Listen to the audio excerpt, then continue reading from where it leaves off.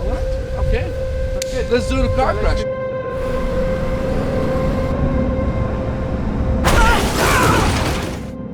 The car crash came about in discussion with Tim, our director, who wanted to find a way of having Robert seem to escape from Coulby and yet at the same time ultimately fail and get caught.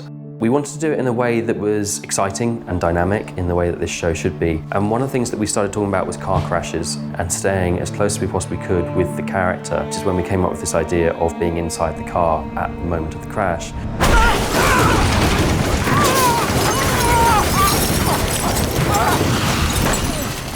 What we came up with in the end was 3 distinct sequences that we need to try and make look as though they were one. The first was buying 3 cars. Unfortunately, we had to buy 3 of the same car. The first was used to simply have Robert driving down a road and being followed on a couple of other shots driving down that same road. The second part was then a second car which had to be pre-broken up and pre-smashed and have it roll over on its roof. We had a little small rollover rig which allowed it to roll 90 degrees.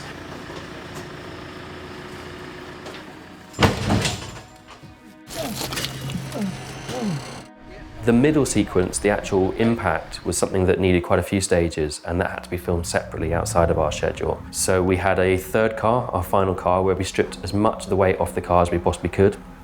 And we then put it basically on a giant rotisserie, which is a big rollover rig, which can roll the car in 360 degrees so that the camera being inside the car would look as though it's going through the crash, and we could keep the camera trained on Robert throughout the whole experience, which was going back to the fundamental idea we had of trying to make the car crash as personal as possible to Robert.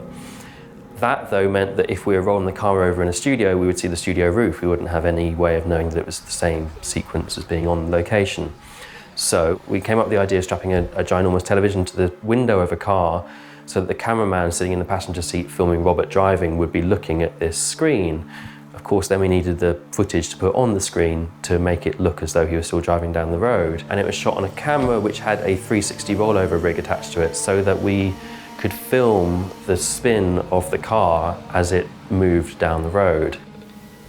So that allows the camera to go round as if we've just been hit by another car. Obviously we're going to do it backwards, so we're going to end up upside down, rotate round and stop the camera when it's level with the impact car.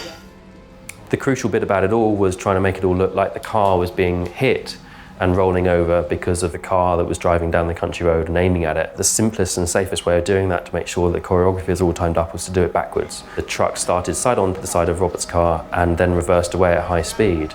As it was reversing away, the camera rolled twice on its 360 rig to make it look like the car was spinning after it had been hit. When you play those things backwards, it looks like the car has come towards it, it's hitting it on the side and is rolling the car over. As a sequence, I'm thrilled with it. Yeah, it was great, yeah. You feel the impact, all right, yeah. You feel, it's like, but you're strapped so good and so secure.